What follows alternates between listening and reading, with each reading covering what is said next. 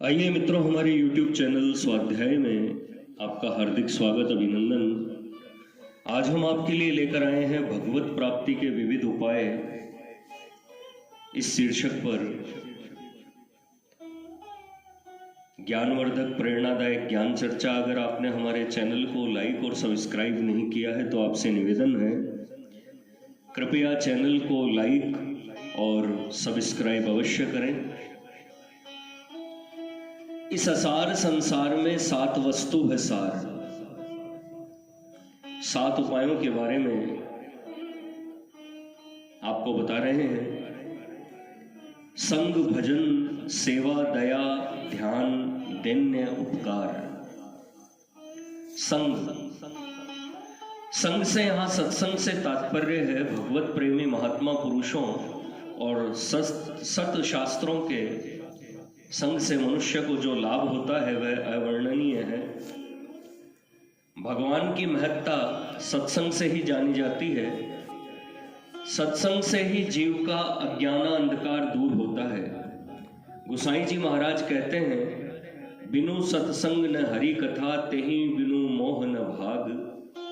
मोहे गए बिनु राम पद, होहि न दृढ़ अनुराग। तात स्वर्ग अपवर्ग सुख, धरिय तुला इक अंग। तुले न ताहि सकल मिली, जो सुख लव सत्संग। इसी प्रकार श्रीमद् भागवत में सोनकादि ऋषि कहते हैं, तुलयाम लवे नापि न स्वर्गम ना पुनर्भवम। भगवत संगी संगस्य मतर्या नाम किमुता शीशः। हम एक क्षण भर के लिए भगवत प्रेमियों के संग की तुलना में स्वर्ग या मोक्ष को भी तुच्छ समझते हैं, तब अन्य सांसारिक वस्तुओं की तो बात ही क्या है। भगवान स्वयं श्री उद्धव से कहते हैं, न रोधयति माम योगो न सांख्यम धर्म उद्धव। न रोधयति माम योगो न सांख्यम धर्म उद्भव। न स्वाध्याय तपस्त्यागो निष्ठा पूर्तम न दक्षिणा। व्रतानि यज्ञश्छन्दांसि तीर्थानि नियमा यमाः। यथा वरुन्धे सत्संग सर्वसंगापहो हि माम। हे उद्धव, सारी सांसारिक आसक्तियों को नाश करने वाले सत्संग के द्वारा जिस प्रकार मैं पूरी तरह वश में होता हूँ, उस प्रकार योग, सांख्य, धर्म, स्वाध्याय, तप, त्याग, कुएं बावड़ी बनाने और बाग लगाने, दान दक्षिणा, व्रत, यज्ञ, वेदाध्ययन, तीर्थ यात्रा, नियम, यम आदि किसी भी साधन से नहीं होता। परंतु सत्संग के लिए साधु कैसे होने चाहिए, इस बात पर भी विचार करना आवश्यक है। श्रीमद् भागवत गीता के 2 अध्याय में स्थित प्रज्ञ पुरुषों के 12वें अध्याय में भक्तों के 14वें में गुणातीत पुरुषों के जो लक्षण बतलाए गए हैं, वैसे लक्षण न्यूनाधिक रूप से जिन पुरुषों में घटते हों, वे ही वास्तविक संत पुरुष हैं। श्रीमद् भागवत में संतों के लक्षण बतलाते हुए श्री कपिल देव जी महाराज अपनी माता से कहते हैं,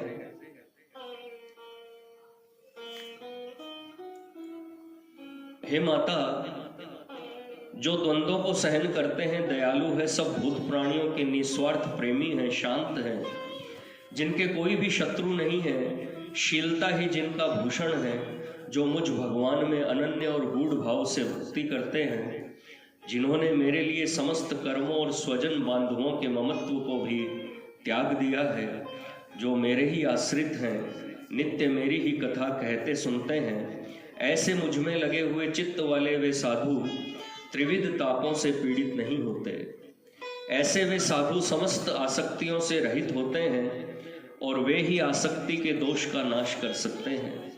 अतएव हे साध्वी, उन्हीं का संग करना चाहिए। इसलिए 1000 काम छोड़कर भी सदा प्रेम से और श्रद्धा से सत्संग करना चाहिए। भजन। गोसाई जी महाराज कहते हैं, बारी मथे बरु होई घृत सिकताते बरु तेल। बिनु हरि भजन न भव तरहि यह सिद्धांत अपेल। बात भी ठीक है संसार से तरने के लिए भगवान का भजन ही मुख्य है। भजन के पीछे सारे गुण आप ही आ जाते हैं। ध्रुव, प्रहलाद, मीरा आदि भक्तों को भजन के ही प्रताप से भगवान ने दर्शन देकर कृतार्थ किया था। सेवा सेवा मनुष्य का मुख्य धर्म है। सारे संसार को भगवान का स्वरूप समझकर मन, वाणी, शरीर से अभिमान छोड़कर सबकी निस्वार्थ सेवा करनी चाहिए। जिसकी सेवा करने का मौका मिले उसका और भगवान का अपने ऊपर उपकार मानना चाहिए, क्योंकि उसने हमारी सेवा स्वीकार करके और भगवान ने सेवा का अवसर प्रदान करके हमारा बड़ा उपकार किया। सेवा करके किसी पर एहसान नहीं करना चाहिए तथा सेवा स्वीकार करने वाले को कभी छोटा नहीं समझना चाहिए। दया दुखी प्राणी के दुख को देखकर हृदय का पिघल जाना और उसका दुख दूर करने के लिए मन में भाव उत्पन्न होना दया कहलाता है। अहिंसा अक्रिय है और दया सक्रिय है। अहिंसा में केवल हिंसा से बचना है, परंतु दया में दूसरे को सुख पहुंचाना है। जिस मनुष्य के दिल में दया नहीं उसका हृदय पाषाण के समान है। गरीब, अनाथ, अपाहिज, रोगी, असहाय जीवों पर दया करके जीवन को सफल बनाना चाहिए। चैतन्य महाप्रभु ने तो 3 ही बातों में अपना उपदेश समाप्त किया है। नामे रुचि, जीवे दया, वैष्णव सेवन, यहाँ छाड़ा आर नाही, जानी सनातन। हे सनातन, भगवान के नाम में रुचि, जीवों पर दया और भक्तों का संग, इन 3 के सिवा मैं और कुछ भी नहीं जानता। ध्यान तो ईश्वर प्राप्ति की कुंजी है। ध्यान करने की कोशिश करने पर अभ्यास न होने के कारण पहले मन ऊबता है तथा घबराता है, परंतु यदि दृढ़ निश्चय के साथ रोज रोज नियमित रूप से ध्यान का अभ्यास किया जाए तो मन ध्यान का अभ्यासी बन जाता है। फिर ध्यान में जो आनंद आता है वैसा आनंद अन्य किसी कार्य में नहीं आता। इसलिए नित्य प्रति गूढ़ निश्चय के साथ अपने इष्ट देव के ध्यान का अभ्यास अवश्य करना चाहिए। ध्यान सबसे बढ़कर उपाय है। दैन्य अभिमान ही मनुष्य को गिराने वाला है। यदि मनुष्य विनयी हो जाए, परमात्मा के सामने दीन बन जाए, तो दीन बंधु उस पर अवश्य दया करते हैं। इसलिए वक्रता और ऐंठ को छोड़कर दीनता धारण करनी चाहिए। उपकार भगवान वेदव्यास जी कहते हैं, अष्टादश पुराणेषु व्यासस्य वचनद्वयम् परोपकारम पुण्याय पापाय परपीडनम। 18 पुराणों में व्यास के 2 ही वचन है, परोपकार पुण्य है और परपीडन पाप है। गोसाई जी महाराज भी कहते हैं, परहित सरिस धर्म नहीं भाई, पर पीड़ा सम नहीं अधमाई। परहित बस जिनके मन माही, तिन कहे जग दुर्लभ कछु नाही। अतएव अभिमान, स्वार्थ और कामना छोड़कर निरंतर परोपकार में रत रहना चाहिए। मित्रों, भगवत प्राप्ति के विविध उपाय इस श्रृंखला में यह था 7 उपायों का प्रेरणादायक ज्ञानवर्धक वर्णन, ज्ञान चर्चा।